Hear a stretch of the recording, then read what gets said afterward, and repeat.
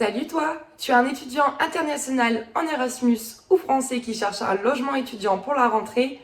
Pas de panique, dans cette vidéo on t'explique les 3 types de logements étudiants français.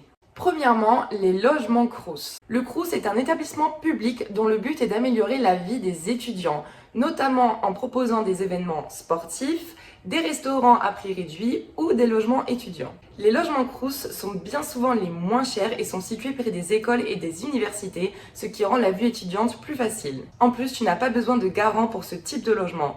Cependant, il faut que tu saches que la demande pour les logements Crous est très élevée, ce qui peut rendre difficile le fait de trouver une place libre. De plus, les chambres Crous sont souvent assez petites et basiques avec très peu d'équipement. Pour obtenir un logement Crous, tu vas devoir faire ta demande en ligne via le site du Crous de ta région. Mais attention, tout le monde n'est pas éligible au logement Crous.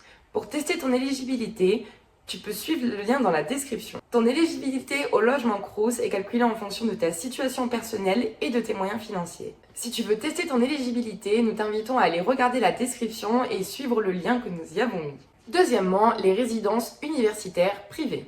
En France, il y a beaucoup de résidences universitaires privées qui se situent près des écoles ou des universités. Les résidences universitaires privées offrent plus de confort et de services que les logements Crous. Par exemple, tu peux y trouver des laveries, des salles de sport ou des salons communs.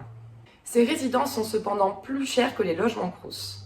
Pour t'inscrire, tu peux généralement le faire en ligne sur le site de la résidence que tu as choisie et il est généralement possible de réserver un logement même quand tu n'es pas sur place, ce qui peut être hyper pratique. Avant de faire ta demande, vérifie bien que tu rentres dans les critères d'éligibilité puisque ceux-ci changent en fonction de la résidence. Et si tu optes pour une résidence universitaire privée, sache que l'on va sans doute te demander d'avoir un garant. Troisièmement, la location d'appartements privés classiques.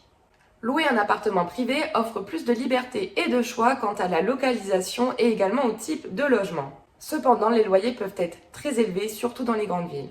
De plus, la demande pour ces logements est parfois plus importante que l'offre, ce qui peut rendre difficile la recherche. Il va falloir être très rapide.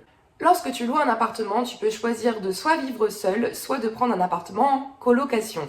Ceci est une solution avantageuse financièrement puisque le loyer sera lui aussi partagé. Abonne-toi à notre chaîne YouTube pour ne rater aucune vidéo comme celle-ci. Tu peux également nous suivre sur Instagram à der.end.go